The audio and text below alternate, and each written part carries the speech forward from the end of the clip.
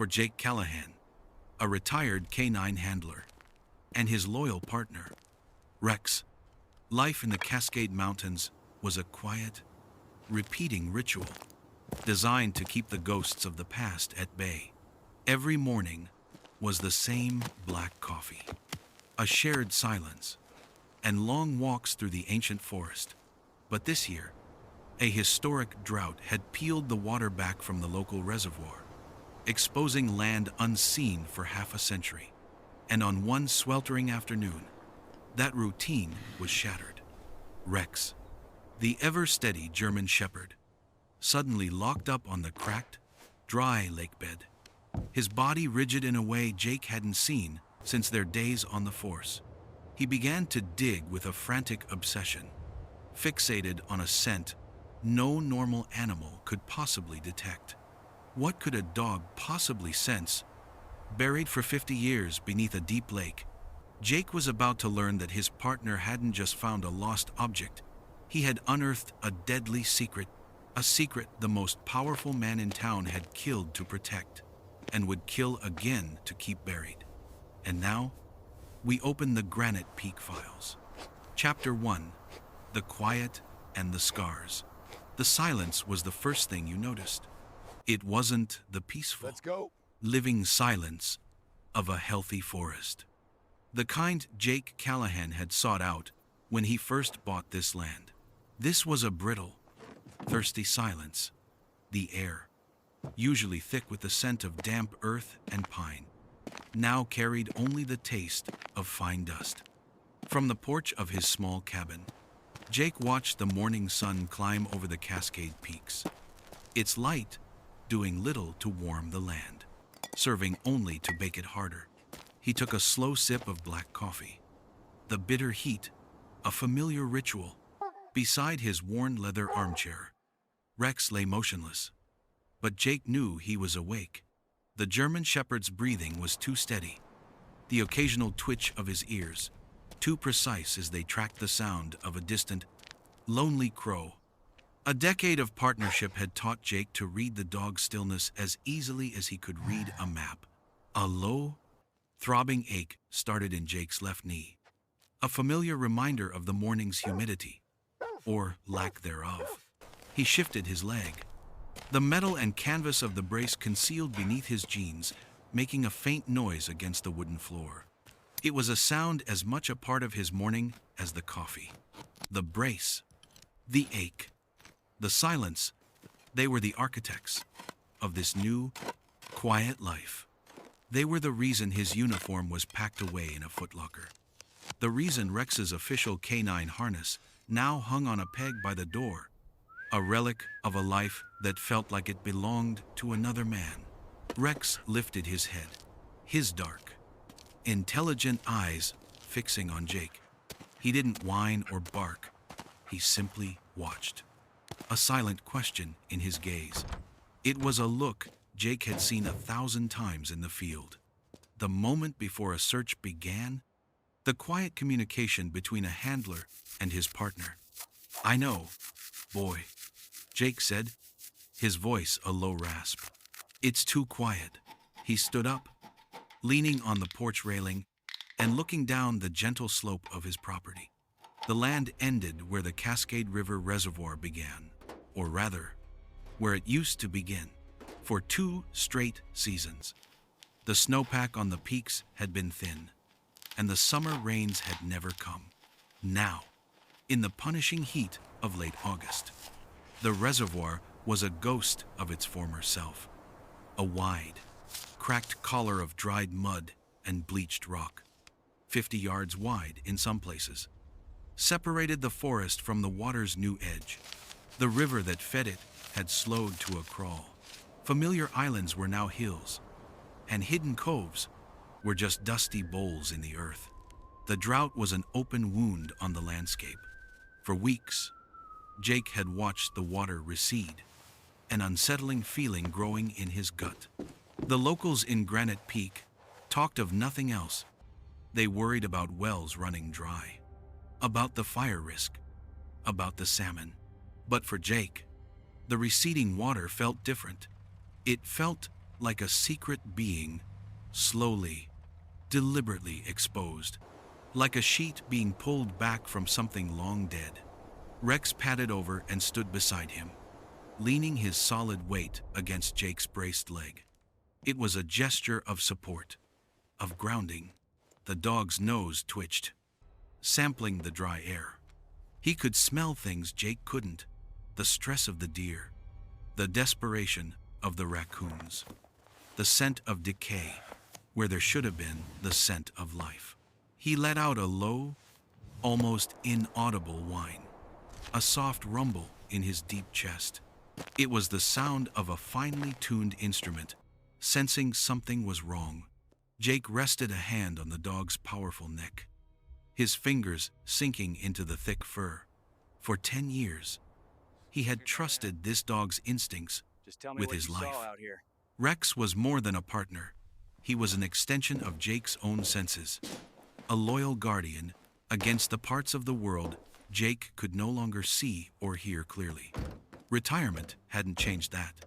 The bond was forged in shared danger and absolute trust, and it ran deeper than any job title. "Let's go take a look," Jake murmured, more to himself than to the dog. The coffee was finished, and the day stretched out before them, empty and quiet. Too quiet. He grabbed a worn baseball cap from a hook and settled it on his head. Rex's tail gave a single, solid thump against the doorframe. He was ready. He was always ready. As they stepped off the porch and onto the dusty trail leading down to the reservoir, Jake felt the familiar ache in his knee sharpen into a blade. But he ignored it. His attention was fixed on the exposed shoreline below. He didn't know it yet, but the drought was about to offer up more than just cracked earth and sun-bleached stones. It was about to reveal a history written in silt and secrets. Chapter 2. The Catalyst. The ground crunched under Jake's boots. It was like walking on a mosaic of dried earth, the gaps between the plates of mud so deep he had to watch his footing. The air smelled ancient and stagnant, a mixture of sun-baked algae and decay. All around them lay the debris of forgotten years. Now, surrendered by the water, a green glass bottle, half filled with silt, the skeletal remains of a large fish, a single rubber boot. It was a boneyard, revealed by the sun. Rex moved with a cautious energy, his paws making soft, deliberate prints in the dust. He was no longer on the familiar forest trail. This was alien territory. His nose was constantly working, twitching as it cataloged the strange library of new scents. For the first 10 minutes, he was just a dog, exploring with the happy focus of a creature given a new and fascinating landscape. He nudged the bottle with his nose, sniffed dismissively at the fish bones, and moved on. Jake let him wander, his own eyes scanning the base of the old concrete dam that loomed over them. It rose like a tombstone from the desiccated earth, stained and weathered, a monument to a time of more plentiful water. He could see the original construction lines, the texture of the wooden forms pressed into the concrete 50 years ago. It felt like a place outside of time. Then, Rex stopped. It was abrupt. One moment, he was trotting along the edge of a shallow ditch. The next, his entire body went rigid. His head snapped to the left, his ears swiveling forward like radar dishes. His tail, which had been held in a loose, relaxed curve, dropped and straightened. Jake froze, his own senses instantly on high alert. He knew this posture. This was not the casual interest of a curious dog. This was the moment the switch was flipped. This was the hunter, the tracker, awakening. Rex lowered his head, his nose hovering an inch above the cracked ground. He took a long, deep inhale, his powerful lungs pulling in the scent. He took another. He began to move, not forward, but in a slow, deliberate zigzag pattern. He was casting, working the edges of the scent cone, narrowing its source. All the years of training, all the muscle memory, came flooding back to the surface. He was no longer Rex, the retired companion. He was K-9, Officer Rex, and he was on the job. Jake didn't speak. He didn't move. The first rule of a handler is to trust your dog. You don't lead, you follow, you observe. And Jake observed the subtle language he knew as well as his own. The slight tremor in the dog's flank, the intense focus that rendered the rest of the world invisible to him. He'd seen that same laser focus 100 times on a search grid.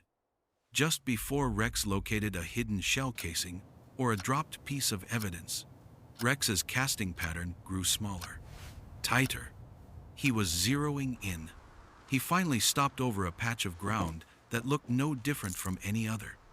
A flat, unremarkable piece of dried mud near the dam's foundation.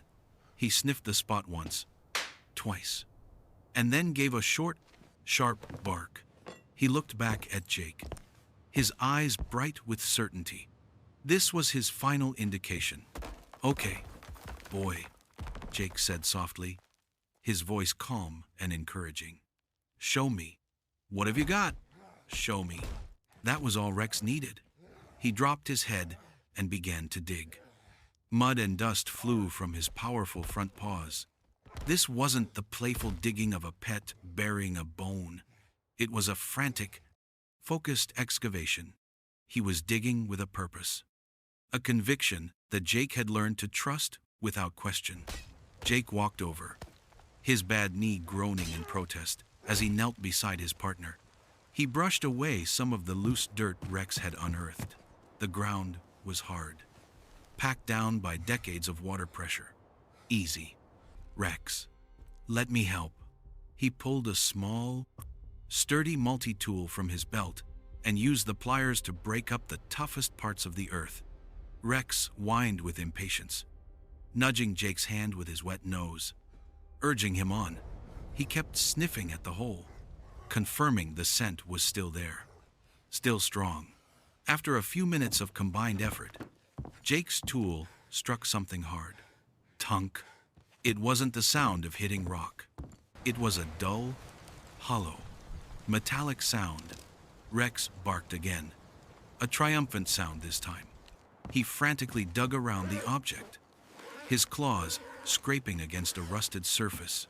Jake's heart began to beat a little faster.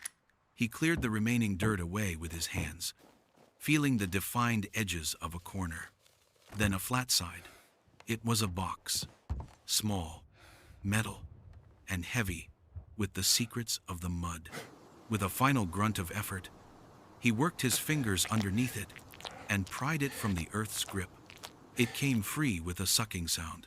He sat back on his heels, the box resting in his palms. It was maybe the size of a shoebox. Its surface, a uniform crust of orange and brown rust. It was heavy, sealed tight, not by a lock, but by 50 years of corrosion.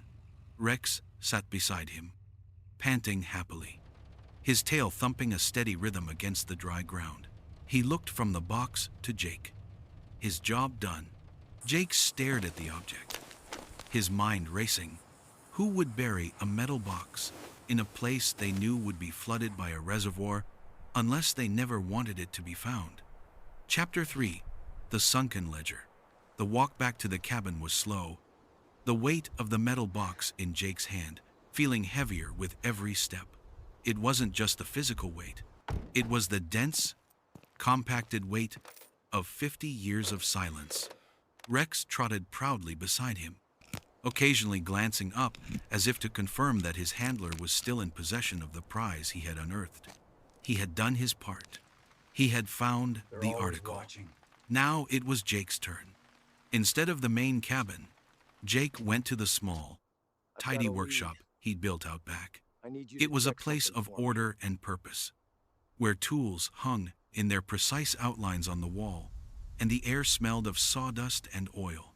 He placed the rusted box on his heavy wooden workbench with a solid thud, Rex settled onto a cool patch of concrete by the open door, his head on his paws, watching. The happy panting from the discovery had subsided, replaced by a quiet, attentive presence. He seemed to understand that the game was over, and something more serious had begun. For a long moment, Jake just looked at the box. His instincts, honed by years of law enforcement, screamed at him. People didn't go to this much trouble to bury something unless it was valuable or incriminating.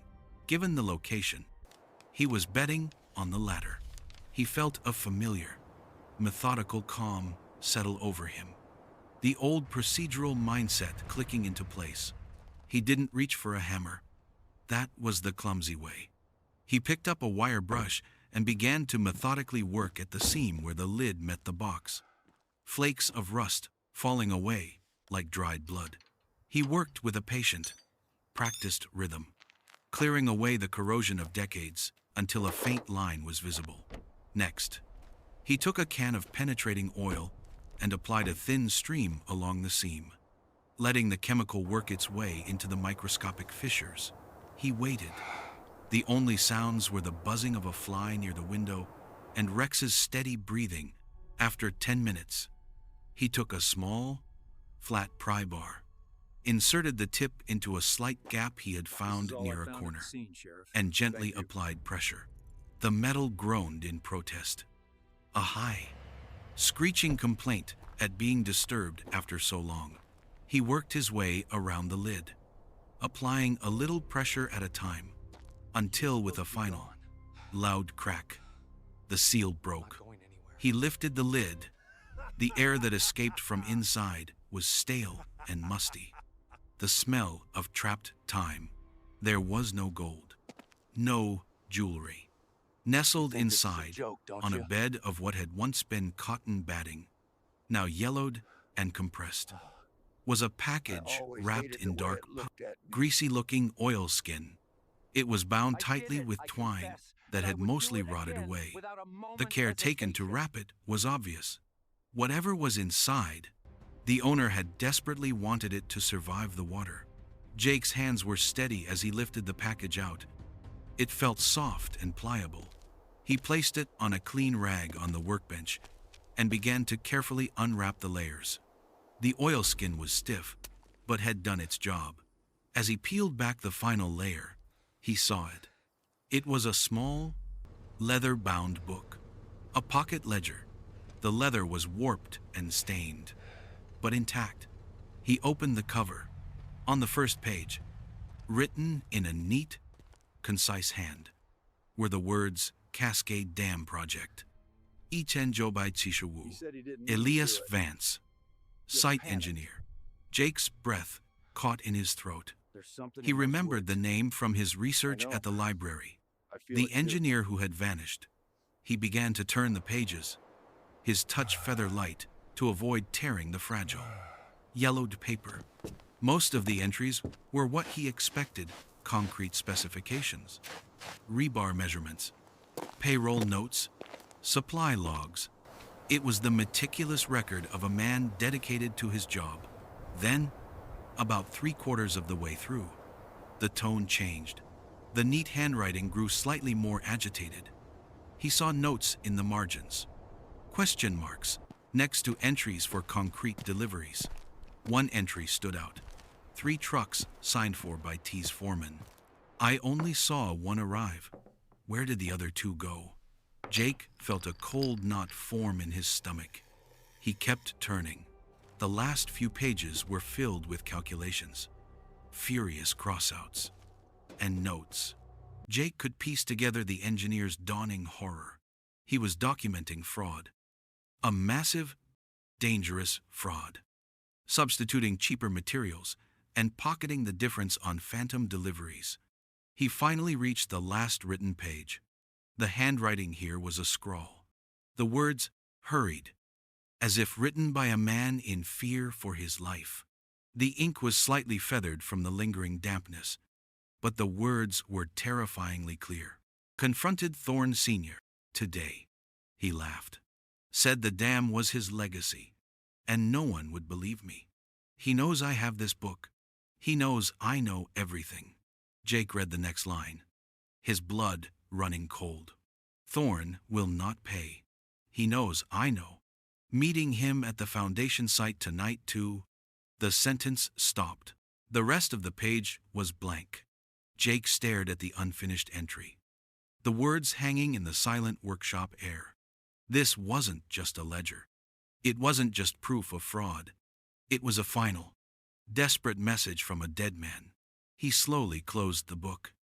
The quiet life he had built for himself, the solitude he had so carefully constructed, was gone, shattered. Rex, sensing the sudden, chilling stillness in his handler, rose from his spot. He walked over and gently rested his heavy head on Jake's knee, letting out a soft whine. Jake absently stroked the dog's head, his eyes still fixed on the leather-bound book that had been buried for 50 years, waiting. Chapter 4. Whispers in Town Sleep did not come easily to Jake that night. The words from the ledger seemed to be imprinted on the back of his eyelids. He knows I know. It was the final testament of a man who knew his life was over. By dawn, Jake had made his decision. He couldn't ignore it. To do so would be to bury Elias Vance a second time. He placed the ledger and the rusted box in a canvas bag and drove his old Ford truck down the winding mountain road into Granite Peak. Rex sat in the passenger seat, his head out the window, occasionally glancing back at Jake as if sensing the gravity of their errand. Granite Peak wasn't a large town. It had one main street, a diner, a hardware store, a post office, and a sheriff's office. A large, polished sign at the town entrance read, "Welcome to Granite Peak, a good place to call home. Community Parks Program, funded by Thorn Logging Co." The Thorn name was woven into the fabric of the place. Sheriff Bill Thompson's office smelled of stale coffee and paperwork. Thompson was a man about Jake's age, with a weary face and a thickening waistline that spoke of too many hours behind a desk. He and Jake weren't close friends, but they shared a past in law enforcement and a mutual, unspoken respect. "Jake," Thompson said, looking up from a pile of forms, a flicker of surprise in his eyes. "Don't see you down here too often. Everything all right up on the mountain, Bill?" Jake nodded. He didn't waste time with small talk. He placed the canvas bag on the sheriff's cluttered desk and took out the rusted box, followed by the ledger. "My dog found this yesterday, down at the reservoir, near the base of the old dam." Thompson leaned forward. His curiosity piqued. He nudged the rusted box, then picked up the ledger, handling it with surprising care. He read the inscription on the first page, and Jake saw his entire demeanor shift. The professional curiosity in his eyes was replaced by a deep, tired caution. He slowly sat back in his chair, the leather creaking in protest. "Elias Vance," Thompson said, his voice barely a whisper. He looked up at Jake. "I know the name. Cold case. Vanished in 75. Official story was, he took a bribe from a competitor, embezzled some company funds, and ran off to Mexico. This book tells a different story," Jake said flatly. "It points to fraud in the dam's construction. Vance found out. The last entry says he was meeting Thorn Sr. right before he disappeared." Thompson closed the ledger and pushed it gently back across the desk toward Jake. He sighed, a long, heavy sound that seemed to carry the weight of the whole town. "Jake, this was 50 years ago. The key witness, Thorn Sr., is dead. The supposed victim is long gone. And this book, it's been sitting in the mud for half a century. Any defense attorney would tear it to shreds. Vance deserves justice." "Bill," Justice Thompson ran a hand over his tired face. "Look, I believe you. I do. But you have to understand what you're asking. You're not just talking about opening a cold case. You're talking about pointing a finger at the Thorne family. Marcus Thorne's father.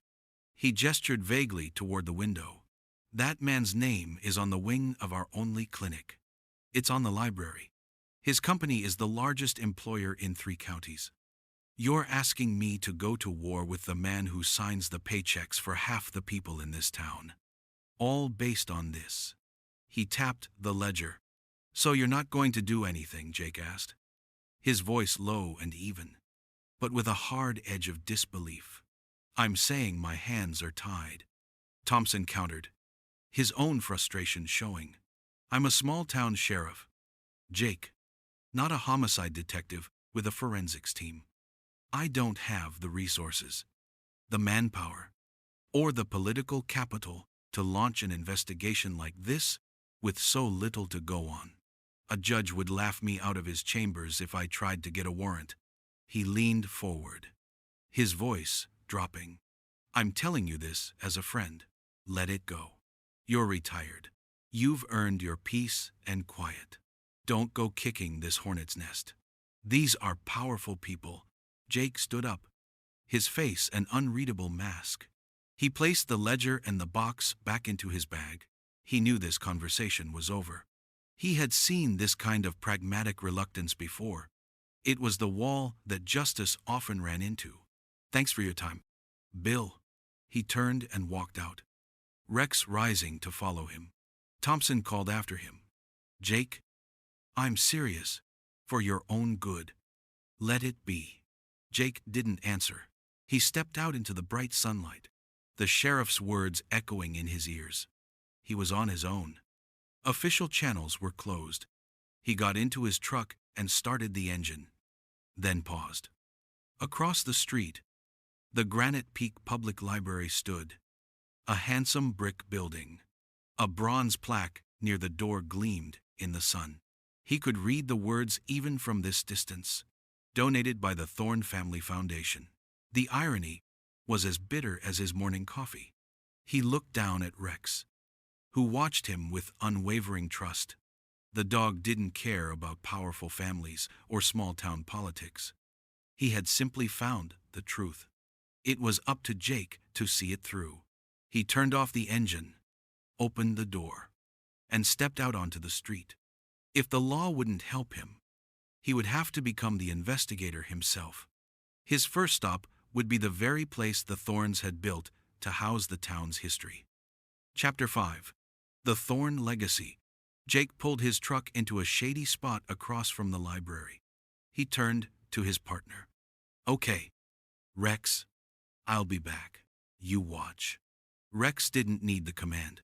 He was already in position, sitting upright in the passenger seat, his gaze sweeping the street with a calm, professional alertness. He was on duty. Jake left the windows cracked enough for the breeze and knew the truck was in safer hands than if it were protected by any car alarm. The library's automatic doors slid open with a quiet whoosh, admitting Jake into a world of air-conditioned silence. The building was impressive. High ceilings, clean lines, and the quiet, reverent hush of a place dedicated to knowledge. A large brass plaque in the lobby reiterated the fact that this tranquility was brought to you by the Thorne Family Foundation. The irony was a physical presence, settling on Jake's shoulders like a heavy coat. He found the local history section in a quiet corner. A helpful, older librarian showed him how to operate the microfilm machine, her voice a soft whisper. Soon, Jake was immersed in the past. The rhythmic whir and click of the machine, the only sounds as he scrolled through the ghostly, backlit pages of the Granite Peak Chronicle from 1975. He started by building a timeline. The early articles were full of civic pride and optimism. Thorne Logging announces Landmark Dam Project. One headline read, the articles praised Harrison Thorne Sr. as a visionary, a man of progress who was securing the future of the small mountain town. Photographs showed a robust, confident man in a hard hat, pointing authoritatively at blueprints. Then, Jake found what he was looking for. A small article from late September, buried on page 3. Lead engineer vanishes. The piece was brief, reporting that Elias Vance had missed several days of work and could not be located. Foul play was not suspected. A week later, the story hit the front page. Embezzlement, suspected in Vance's disappearance. The article was a masterclass in character assassination. It quoted unnamed sources who claimed Vance had gambling debts. It mentioned his quiet, reserved nature, as if it were proof of a hidden, sinister side. And it contained a direct quote from Harrison Thorne Sr. himself. "We are all deeply shocked and disappointed. Elias was a talented engineer, but it appears he succumbed to temptation. The project's funds are secure, and we will move forward." The final piece of the narrative was a quote from a young Marcus Thorne. "Then just a teenager. I saw him looking at travel brochures for South America a few weeks ago." The paper quoted him as saying, "I didn't think anything of it at the time." Jake leaned back, the glowing words burning in his eyes. It was perfect. Too perfect. They hadn't just gotten rid of a man. They had methodically dismantled his reputation, ensuring no one would ever look for him. They gave the town a simple, unbelievable story. A thief got his score and ran. It was a lie, constructed with the precision of one of their logging machines. He switched off the microfilm reader and moved to the physical photo archives. He asked the librarian for the file on the dam's dedication ceremony, which took place the following spring. In 1976, she returned with a thin manila folder. Inside were a half-dozen glossy 8x10 black and white photographs. The first few showed the expected scene: Harrison Thorne Sr. and the mayor cutting a large ribbon. A crowd of smiling townspeople, water rushing through the newly opened spillway. Thorne Sr. was in every shot, the star of the show, his smile wide and commanding. He looked every bit the town's benevolent king. But it was the last photograph that made Jake stop. It was a candid shot, taken slightly to the side of the main podium. Harrison Thorne Sr. was laughing, his arm thrown around the shoulder of a county commissioner. He was the picture of triumph. But standing behind him, almost as if trying to shrink into the background, was his son, a young Marcus Thorne, perhaps 17 or 18, stood awkwardly in a suit that seemed too large for his frame. While everyone else in the photograph was looking at his father with admiration, Marcus was looking down, his gaze fixed on his own polished shoes. His shoulders were slumped, his hands jammed deep into his pockets. There was no smile on his face, no hint of pride. In a sea of celebration, the boy looked utterly miserable, burdened by a weight no one else could see. Jake stared at the photo, his investigator's mind cutting through the 50 years that separated him from that moment. He had seen that look before, on the faces of witnesses who knew more than they were saying, on family members at crime scenes trying to hide a terrible secret. It was the look of complicity, of guilt. He carefully placed the photograph back in the folder. His focus had shifted. This was no longer about a ghost and a powerful old man who was long dead. It was about the son who was still alive, who had stood there at the dawn of his family's empire, with the look of a boy who knew exactly what its foundations were made of. And Jake suspected they weren't made of concrete and steel. They were made of secrets and lies.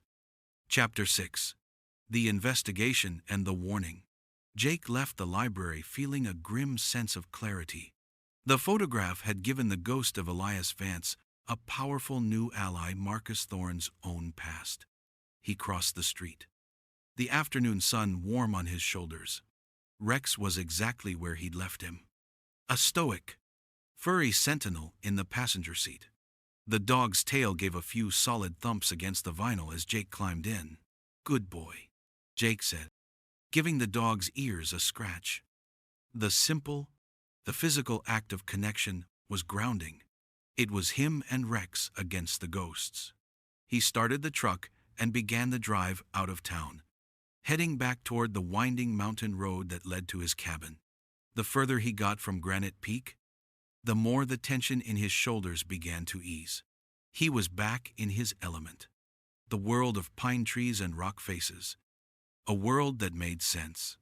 He was about halfway home when a glint of chrome in his rearview mirror caught his eye. A large, immaculate black SUV was behind him. It hadn't been there a moment ago. On this lonely stretch of road, any other vehicle was noteworthy. This one felt different. It followed at a respectful distance, never crowding him, but its presence was a steady, unnerving weight. Jake's old instincts flared to life. He wasn't just being followed, he was being escorted, or herded. A quarter-mile later, the SUV's engine roared. It pulled smoothly into the oncoming lane, past him with effortless speed. And then, instead of disappearing down the road, it slowed and pulled onto the gravel shoulder about 100 yards ahead. It stopped, engine idling, waiting. Jake's hand tightened on the steering wheel. This was a power play, a forced stop. He slowed his own truck and pulled in behind the SUV, leaving a good 20 feet between them. A cloud of dust settled around them. The driver's side door of the SUV opened, and a man stepped out. He was tall, dressed in an expensive-looking flannel shirt and clean dark jeans that had never seen a day of real work, even from a distance. Jake recognized the confident posture of Marcus Thorne. Thorne didn't walk back to Jake's truck. He simply stood by his own vehicle, leaning against the grill, and waited. The message was clear. "You come to me." Jake killed the engine. He turned to his partner. "Stay. Rex. Watch." Rex was already rigid, his body low, a deep, almost inaudible rumble vibrating in his chest. His eyes were locked on Thorne. He understood. This was a threat. Jake stepped out of the truck. The familiar ache in his knee, a dull metronome. He didn't slam the door, making no sudden moves as he walked calmly toward the other man. His mind was running a constant, subconscious threat assessment: hands, posture, surroundings. "Mr. Callahan," Thorne said as Jake approached. His voice was smooth, friendly, a politician's voice. "I was hoping I might run into you. It's a long road to be hoping on." "Mr. Thorne," Jake replied, his tone neutral. He stopped about 10 feet away. Thorne's smile was polished. He gestured with his chin toward Jake's truck. "That's a beautiful German Shepherd. Purebred. Looks like he has some training. He does his job." Jake said, "I'm sure he does." Thorne's eyes flickered with something cold. "I hear you've taken up a new hobby. Local history. The librarian mentioned you were in today, looking through some very old files." The casual drop of the librarian's name was a deliberate show of influence. "There is nowhere you can go that I won't know about. I find the town's history interesting," Jake said, his face unreadable. Thorne pushed himself off the vehicle and took a step closer. "My father built this town. Mr. Callahan. He poured his life into it. His legacy, the dam, the company, the jobs is important to a lot of people here. It's a legacy of progress, of strength." He paused, his gaze hardening. "Some stories from the past are like old, rotten logs. They look solid, but you go kicking them, and all sorts of unpleasant things can crawl out, things that are better left undisturbed." From Jake's truck, Rex's low growl became a distinct, audible threat. Thorn's eyes darted toward the sound. And for the first time, his perfect smile faltered. "That's my point," he continued, his focus returning to Jake, his voice now laced with steel beneath the velvet. "A man like you, living alone up there, it's a quiet life, a peaceful life. It would be a tragedy if something were to interrupt that peace." The threat hung in the air, as clear and sharp as a shard of glass. "You should teach your dog some manners, Mr. Callahan," Thorn said, his friendly mask slipping back into place. "It's been a pleasure chatting with you." He gave a curt nod, turned his back on Jake, and slid back into the driver's seat of his SUV. The engine purred, and a moment later, the vehicle pulled back onto the road and sped away, leaving Jake standing in a swirling cloud of dust and silence. The silence that returned was different. It wasn't peaceful anymore. It was predatory. Jake walked back to his truck, the dust settling on his clothes. He opened the door and was met by Rex's worried whine. He put a hand on the dog's head, feeling the tense muscles. "Easy, boy," he murmured. "It's okay." But it wasn't. The warning had been delivered. The lines had been drawn. This was no longer about uncovering the past. It was about surviving the present. Chapter 7. Amperes. Scent of Lies. The dust from Marcus Thorne's SUV had long since settled, but a sense of unease lingered in the air around Jake's cabin all evening. The threat had not been idle chatter. It was a promise. But Thorne had made a critical miscalculation. He thought fear would make Jake retreat. Instead, it had the opposite effect. It lit a cold, steady fire in him. The fear Jake felt wasn't for himself. It was the old, familiar fear that a man like Thorne might actually get away with it. The next morning, Jake didn't allow himself to hesitate. He took out a small, dust-covered footlocker from the back of his closet, the one he hadn't opened since his retirement. Inside, nestled amongst old uniforms, was a small canvas kit. From it, he took a pair of latex gloves, a few evidence bags, and a small, pointed trowel. He was no longer a civilian stumbling upon a mystery. He was a handler preparing for a search. "Time to go to work, boy," he said to Rex, who was watching him with an almost human level of perception. They returned to the reservoir. The landscape, which had seemed mournful and strange 2 days ago, now felt like a crime scene. The looming concrete dam was no longer a monument. It was a headstone. The silence wasn't empty. It was waiting. Jake led Rex directly to the spot where he'd unearthed the box. This time, however, he wasn't going to let Rex wander. He was going to direct him. He needed to know if there was anything else. Anything Vance might have dropped in a struggle. Anything that had been missed for 50 years. He defined a search area in his mind. A 30 by 30-foot grid with the hole at its center. He was initiating a formal article search. He was looking for any object that held the residual, microscopic scent signature of human contact. After 50 years in the mud and water, it would be faint, almost undetectable to any nose but Rex's. He knelt, making eye contact with his dog. Rex's entire body was focused, attuned to Jake's mood. "Find it, Rex," Jake said, his voice calm but firm, using the old command. Find it. It was a command Rex hadn't heard in years, but one his training had etched into his very being. He instantly understood. He wasn't looking for a person or for drugs. He was looking for an item, an object that didn't belong. Rex lowered his nose and began to work the grid, moving in the familiar, disciplined zigzag pattern he'd been taught at the academy. He moved slowly, his powerful nose drinking in the complex chemical data from the soil. He ignored the scent of the dead fish, the rusted metal of an old fishing lure, the lingering smell of Jake's own boots. He was filtering out the noise, searching for a single, discordant note in the symphony of smells.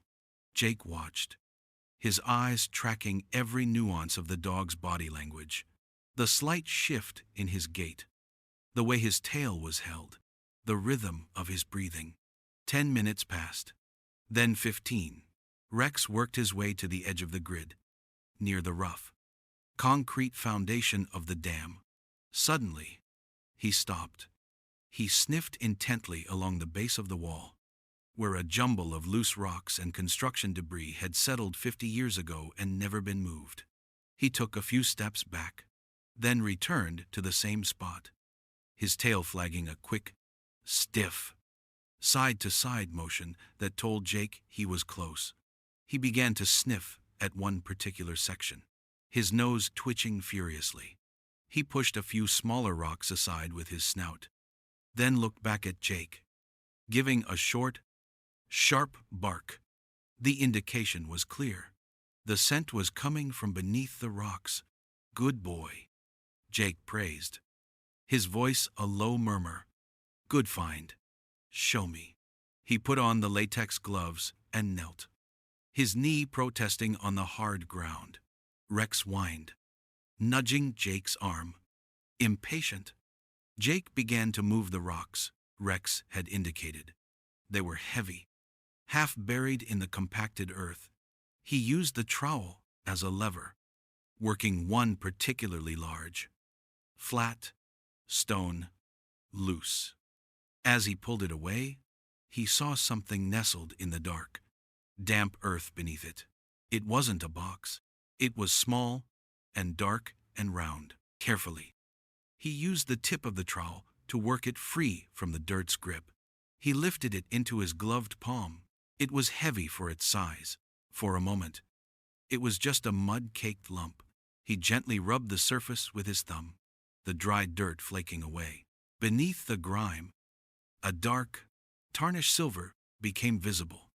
Then he saw the small knob of a winding stem. The glass face was shattered, the hands frozen at 742. But there was no mistaking what it was. A pocket watch. He turned it over in his hand. The back was smoother, more protected from the elements. There, faint but clear, were two initials engraved in an elegant, looping script. E.V. Jake's breath hitched. He closed his hand around the cool, heavy metal. This was it. This wasn't a story in a book anymore. This wasn't a 50-year-old rumor. This was real, physical proof. He was holding what was likely the last thing Elias Vance ever touched. Lost in his final, desperate moments right here. At the foot of the dam, the scent of a lie, detected by his partner, had just led him to the solid, cold truth. Chapter 8. The Escalation. The pocket watch sat on the rough-hewn surface of Jake's kitchen table, cleaned of its muddy shroud. Next to it lay the open ledger. Under the warm glow of a single lamp, the two objects felt like a verdict waiting to be read. They were two halves of a single, silent scream, reaching across 50 years. Jake knew he had enough to force Sheriff Thompson's hand now. This was more than suspicion. It was physical corroboration. Outside, the wind had picked up, rattling the window frames and moaning through the tall pines. A storm was rolling in from the peaks. Rex lay by the hearth, seemingly asleep. But Jake knew better.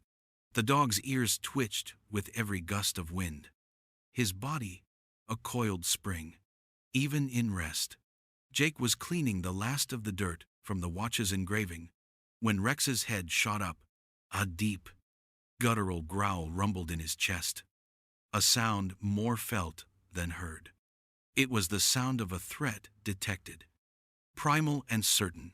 His eyes were fixed on the front door, the black fur along his spine visibly bristling. Jake froze. He trusted that sound more than he trusted his own ears. He placed the watch down and rose from his chair, his movements silent. He scanned the dark windows, seeing nothing but his own reflection. Easy, boy, he whispered. He moved toward the fireplace, his hand closing around the cool, heavy iron of the poker.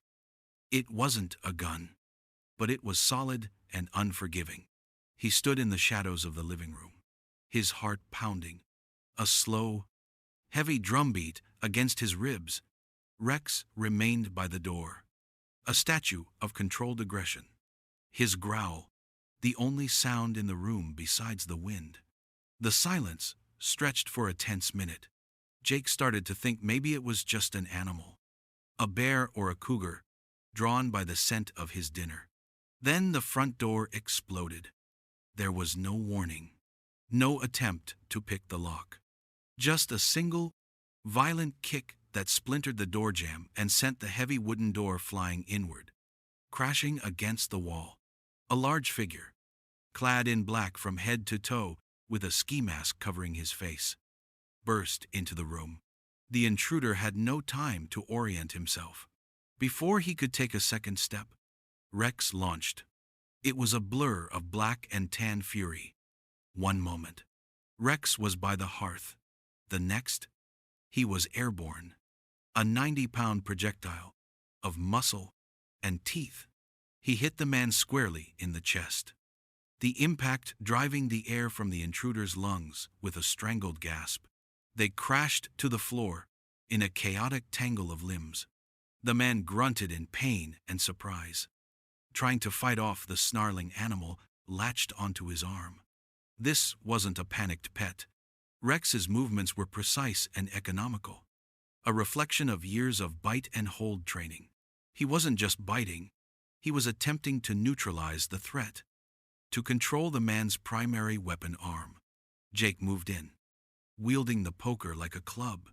The intruder saw him coming and kicked out, catching Jake in his bad knee. Pain, white-hot and blinding, shot up Jake's leg, and he stumbled back with a cry. The intruder used the momentary advantage to regain his feet, shaking his arm violently to dislodge the dog. His eyes darted around the room and fixed on the kitchen table, on the ledger and the watch. His objective was clear. He lunged for the table, but Rex was on him again, this time clamping down on his thigh. The man yelled, a raw sound of pain and fury. He swung a fist wildly at the dog's head, but Jake was already recovering. Ignoring the fire in his knee, he lunged forward and brought the iron poker down hard across the man's shoulders. The blow landed with a sickening thud. The intruder staggered. His forward momentum stopped cold. The combination of the dog's relentless attack and Jake's decisive blow was too much. The masked man abandoned his goal. He shoved Rex away, scrambled backward through the broken doorway, and vanished into the stormy darkness. The entire event lasted less than 20 seconds. Silence rushed back into the violated cabin, broken only by Rex's furious barking into the night, the wind, and Jake's own ragged breathing. Rex. Enough, here, Jake commanded, his voice shaking with adrenaline. Rex obeyed instantly, trotting back inside, his eyes wild. Jake quickly ran his hands over the dog, checking for injuries. He was unharmed. Jake, however, felt the agony in his knee screaming for attention. He leaned against the wall, his gaze falling on the wreckage of his home. The door was a splintered ruin. Muddy boot prints stained the floor. His sanctuary, the one place on Earth he felt safe, had been breached and broken. Thorne wasn't sending warnings anymore. He was sending men to take what he wanted and to eliminate the person who stood in his way. Jake looked at the evidence on the table, then at the shattered door. He knew with chilling certainty that as long as he stayed here, he was a sitting duck. The next time, they might not send just one man. The next time, they might not leave him alive. His quiet, Defensive investigation was over. The point of no return had been crossed. He couldn't just protect the evidence anymore. He had to go on the offensive. He had to set a trap. You stopped this response. Chapter 9. Point of no return. The adrenaline ebbed away, leaving behind the sharp, crystalline reality of the situation. Jake leaned against the kitchen counter, the throbbing in his knee a sickening, familiar drumbeat. Outside, the storm broke, and rain began to lash against the cabin, washing away the intruder's tracks, but doing nothing to clean the violation from the air inside. His home, his sanctuary, had been irrevocably breached. Rex whined softly, pressing his head against Jake's hand. The dog's body was still tense, his senses on high alert, scanning the darkness beyond the gaping hole where the door used to be. "I know, boy," Jake breathed, his voice tight with a mixture of pain and cold anger. "He's gone. For now." Pain was a signal. It demanded attention. His training kicked in, a checklist of survival priorities overriding the chaos. Assess, secure, act. First, the knee. He limped into his bedroom and pulled a heavier, more rigid medical brace from his closet, gritting his teeth. He cinched it tight around the joint, the pressure providing a dull, stabilizing comfort. It would hold, it had to. Next, the evidence. The ledger and the watch were the reason for the attack. They were Thorne's sole vulnerability. Leaving them here was not an option. He found a waterproof pouch he used for fishing licenses, carefully sealed the book and the watch inside, and then tucked the pouch into the deepest pocket of his old field jacket. Finally, act. He stood in the center of the wrecked room, the wind and rain blowing through the shattered doorway. He assessed the cabin not as a home, but as a tactical position. It was indefensible. A single road, impromptu, isolated. No neighbors for miles. Staying here wasn't brave, it was stupid. It was waiting in a trap. He was at a severe tactical disadvantage. Thorne had proven he was willing to use violence, and he would only escalate. The decision was instant and absolute. He had to disappear. He moved with a grim, methodical purpose, packing not for a trip, but for a mission. He grabbed a sturdy, waterproof duffel bag. Into it went a first aid kit, a high-powered flashlight, a bundle of rope, a change of durable clothes, a bag of high-protein kibble for Rex, and every dollar of cash he had stashed in the cabin. He was stripping his life down to the bare essentials of survival and confrontation. Every item he packed was a nail in the coffin of the quiet life he had tried to build. The illusion of peace was shattered. Marcus Thorne had reminded him of a lesson he had learned long ago. You can try to leave the war, but sometimes the war follows you home. When the bag was packed and sitting by the back door, he paused. He looked at the overturned coffee table, the broken lamp, the muddy footprints. He felt a surge of loss, a deep anger at the destruction of his peace. But beneath it, something else was solidifying resolve. A cold, a hard certainty that this would not end with him running. It would end with Thorne facing justice. He knelt, the brace on his knee, groaning in protest, and looked his partner in the eye. Rex watched him, his gaze steady and profound. "They came for us, boy," Jake said quietly, his voice devoid of any fear. "They tried to hurt us in our home. Now, we go to them. We finish this." Rex seemed to understand. He licked Jake's hand once, a gesture of unwavering loyalty. He was ready. Jake dragged the heaviest armchair he owned and wedged it against the broken remains of the front door. It was a flimsy barricade, but it was a symbolic act. He was closing a chapter, with the duffel bag slung over one shoulder and the field jacket containing the evidence zipped up tight. He gave the cabin one last look. It was no longer his sanctuary. It was a battlefield he was choosing to abandon in order to win the war. He and Rex slipped out the back door, melting into the stormy, rain-swept darkness of the Cascade Forest. They circled around to the truck, the downpour masking their sound and movements. Moments later, the Ford's engine turned over quietly.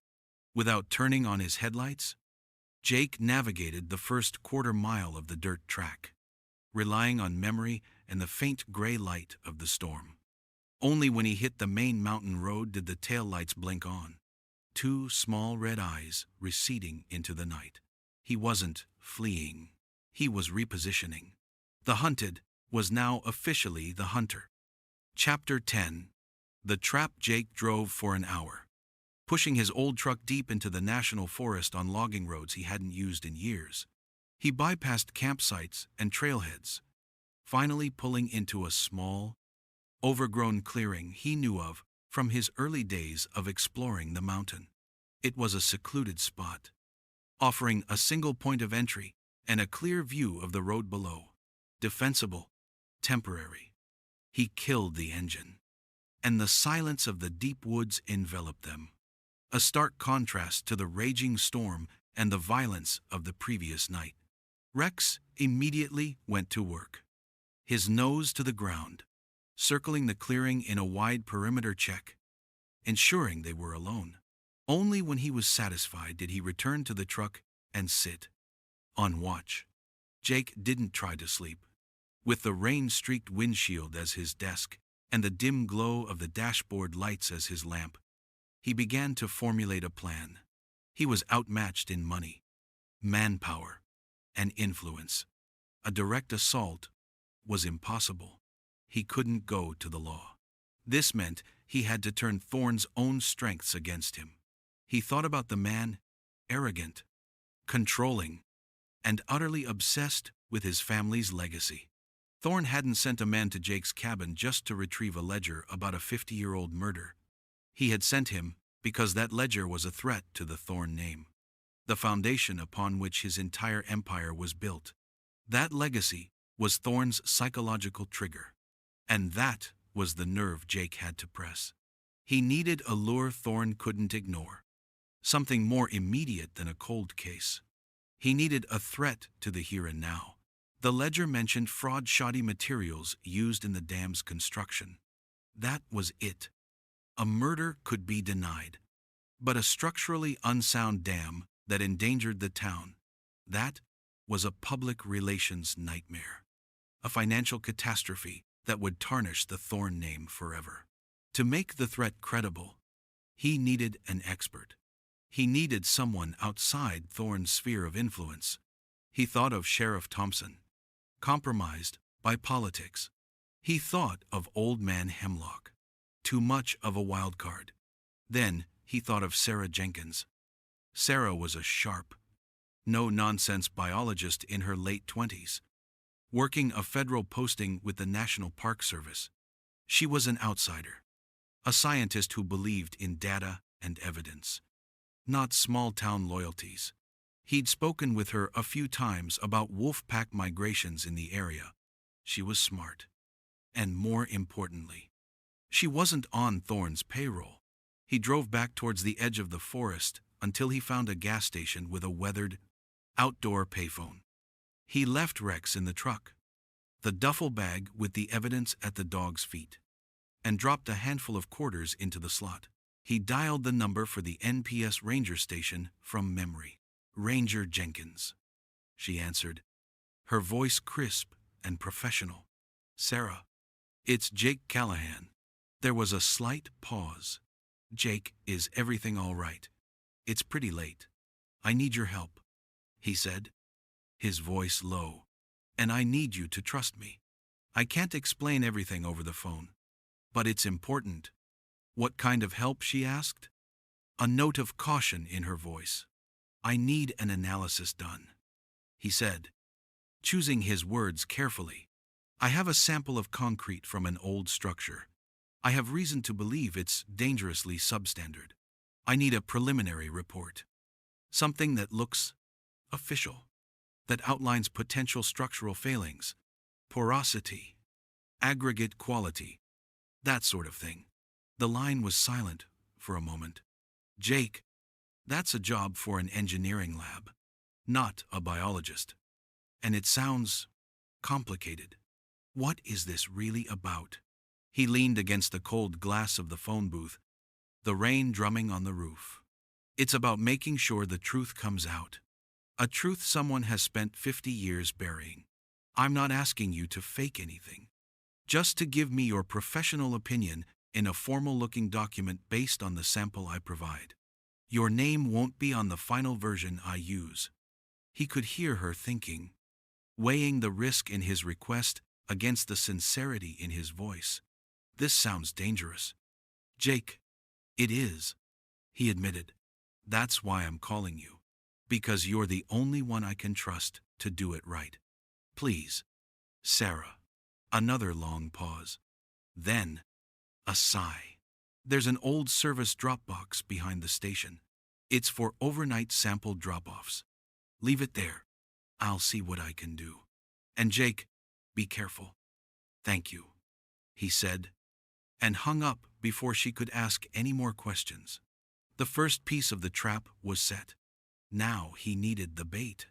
Later that night, under the cover of the storm's dying whimpers, Jake and Rex returned to the dam one last time, while Rex stood guard, a silent shadow in the darkness.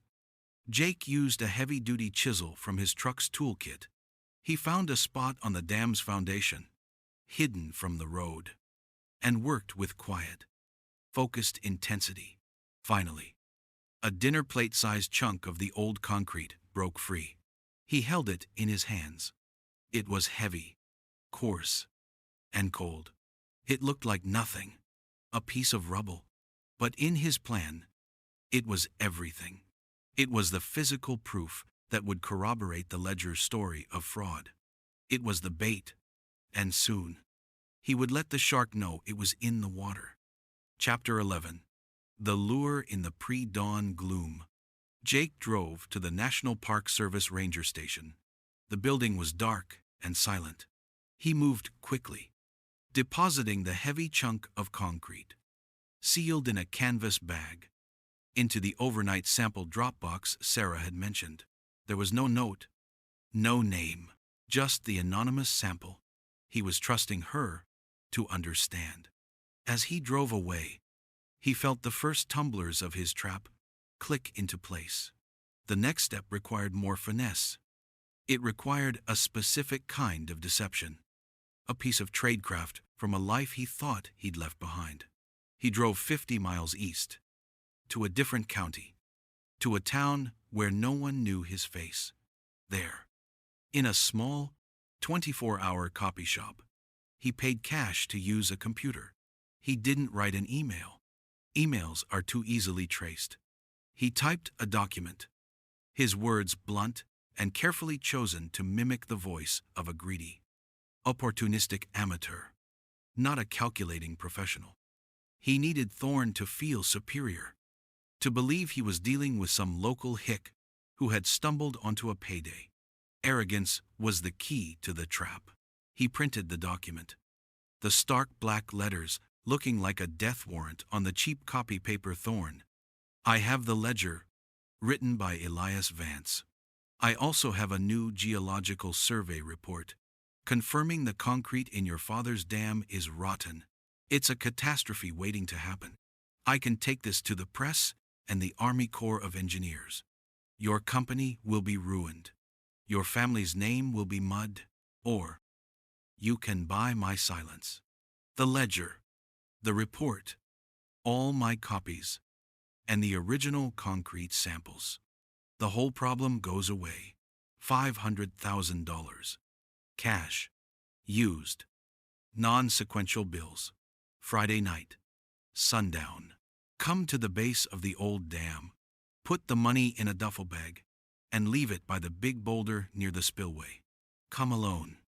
If I see or hear anyone else, cops, security, anyone.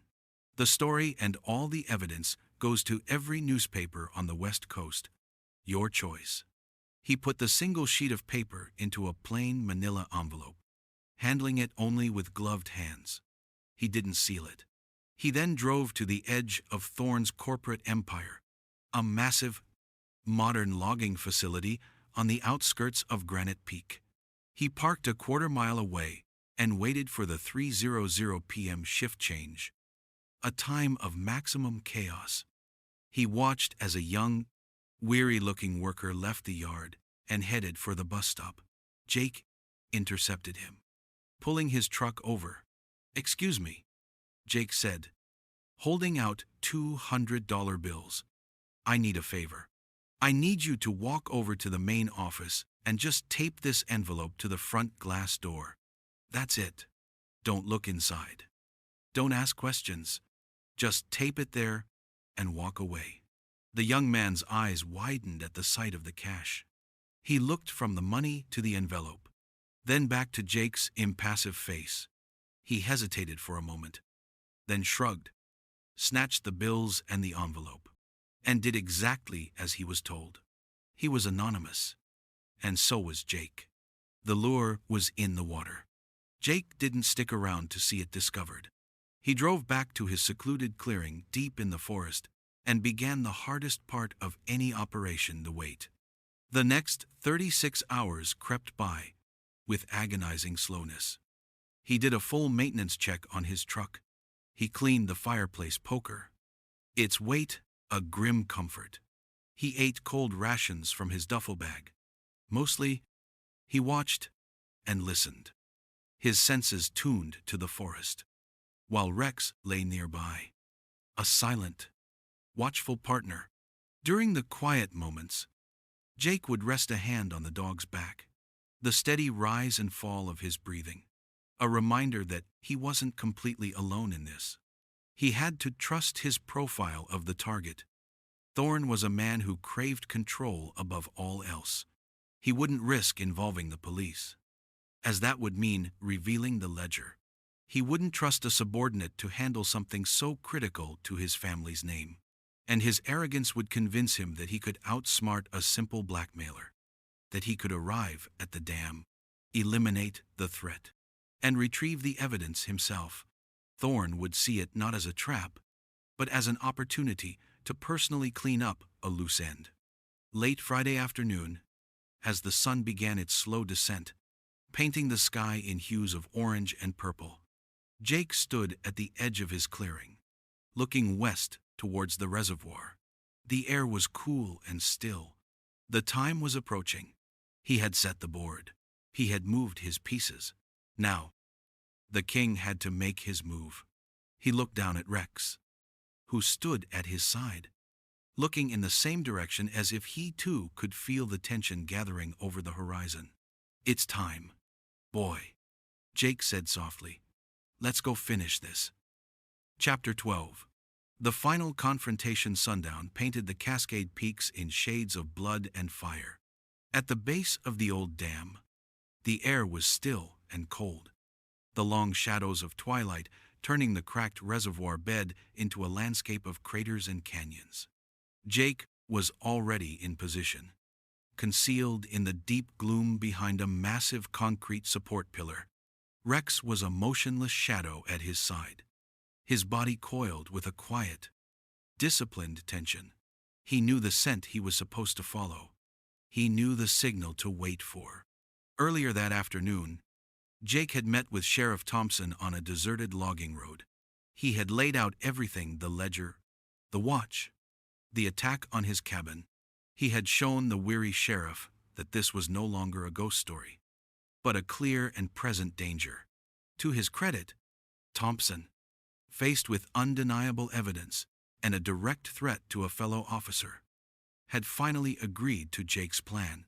It was unorthodox, and it was dangerous, but it was their only shot. Right on cue, the distant crunch of tires on gravel announced an arrival, a sleek, black SUV, identical to the one that had stopped him on the road. pulled into view. Marcus Thorne stepped out. He was alone. He carried a heavy-looking black duffel bag, which he placed defiantly by the large boulder Jake had specified in the note.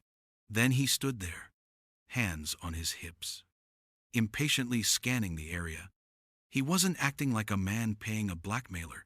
He was acting like a lord arriving to discipline a peasant. Jake took a steadying breath. It was time. He gave Rex one last soft pat on the neck. "Watch him," he whispered. He stepped out from behind the pillar. He kept his hands open and visible, letting his shoulders slump slightly to appear weary and non-threatening. Thorne saw him, and a look of contemptuous disbelief crossed his face. "You," he sneered, a harsh laugh echoing in the quiet basin. "An old man with a leg brace and a dog. You're the one who thinks you can threaten me. The money," Jake said, his voice steady, playing his part. "Leave it and I'll walk away. You'll get the evidence as promised." Thorne laughed again, a sound utterly devoid of humor. "You really don't get it, do you, Callahan? You think this is about money? You think you can put a price on my family's name?" He took a menacing step forward. "My father built this town. He built that dam. He built everything. He murdered a man and buried him in it," Jake stated, his voice ringing with sudden authority. "Elias Vance. Your father killed him to cover up his fraud."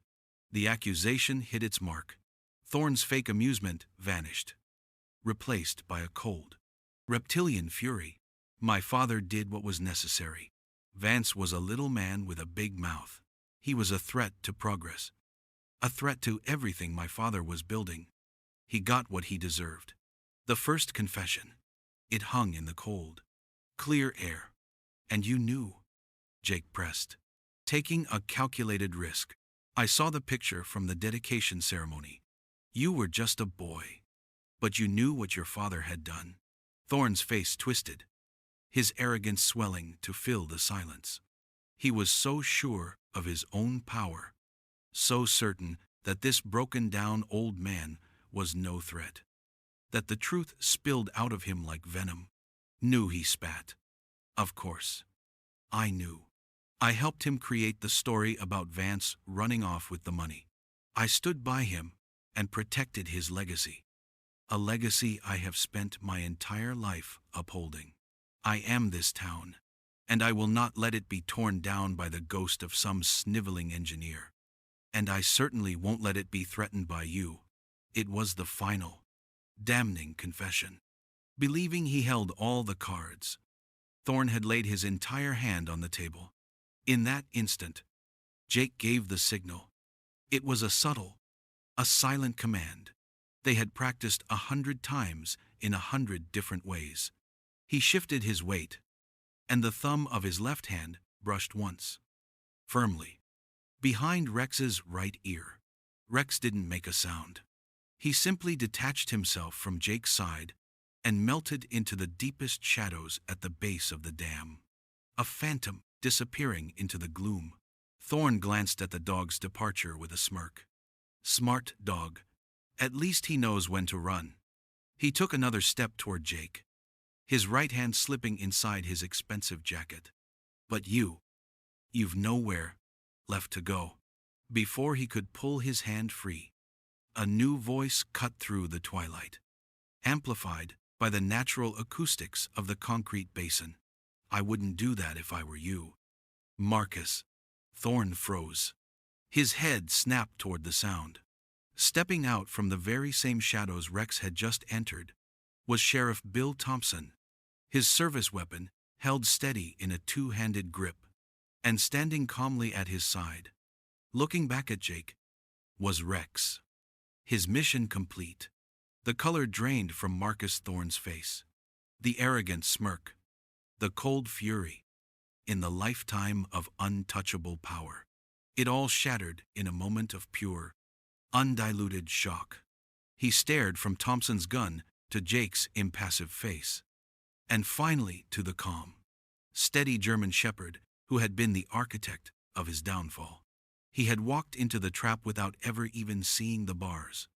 Marcus Thorne. Sheriff Thompson's voice was cold iron. You are under arrest for accessory to murder. Chak Chanroy. De la Chung Kui Kung Ku echoes from the silt. Chapter 13. The Healing and the Echo. The aftermath was a blur of quiet. Official activity. Backup deputies arrived, their headlights cutting sharp. White slices through the twilight. Marcus Thorne, stripped of his arrogance and power, was placed in the back of a patrol car. He looked shrunken and gray. A king abruptly deposed. His empire of lies crumbling around him. He didn't look at Jake as they drove him away. Jake remained in the shadows, a silent observer to the justice he had set in motion. He waited until the flashing lights had receded down the mountain road, leaving only the sound of the wind and the quiet crunch of Sheriff Thompson's boots on the gravel. His lawyer's already on the way from Seattle, Thompson said, stopping in front of Jake. He looked exhausted, but relieved. But it's over. He confessed to the cover-up on the way back to the station. Said his father killed Vance in a fit of rage during their argument right here on this spot. He admitted to helping hide the body in the wet concrete before the big pour the next day. Thompson shook his head in weary disbelief. State engineers are coming next week to inspect the dam. You might have saved this town in more ways than one. Jake. What will happen to Vance? Jake asked, his voice quiet. I've already started the paperwork to have his missing person case officially reclassified, Thompson said. We'll find his surviving relatives. His name will be cleared. They'll know he was a man of integrity, not a thief. You gave him his name back. The two men stood in a moment of shared understanding. You did good work. Jake, Thompson finally said, I was wrong to tell you to let it go. It wasn't me. Jake replied, looking down at the loyal dog standing beside him. I just listened. A few days later, Jake sat on his own porch.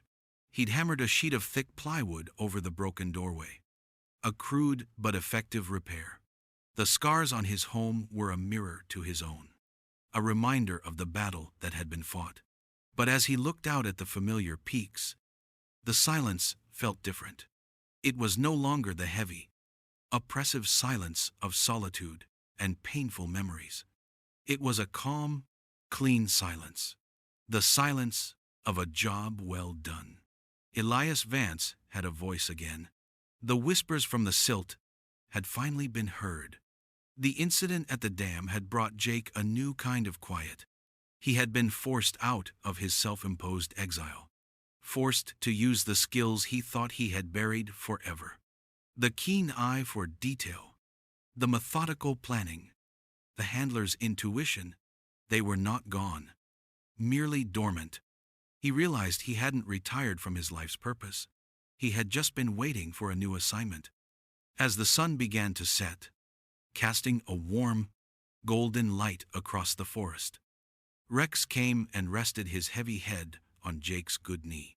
Jake stroked the dog's neck, his fingers tracing the strong, familiar muscles. It was Rex's obsessive digging, his unwavering certainty, that had started it all. The dog had not just unearthed a secret. He had unearthed a purpose for the man he was sworn to protect. The bond between them, forged in the discipline of their past life, had proven to be the key to healing them both. Good boy, Jake murmured, his voice soft in the evening air. Good boy. He looked out at the vast, wild beauty of the Cascade Mountains. The world was full of secrets, full of forgotten stories and unheard cries for justice. For the first time in a long time, that thought didn't feel like a burden. It felt like a mission. He and his partner were still a team, and they were ready for whatever the forest had to say next. The file on the sunken ledger was closed,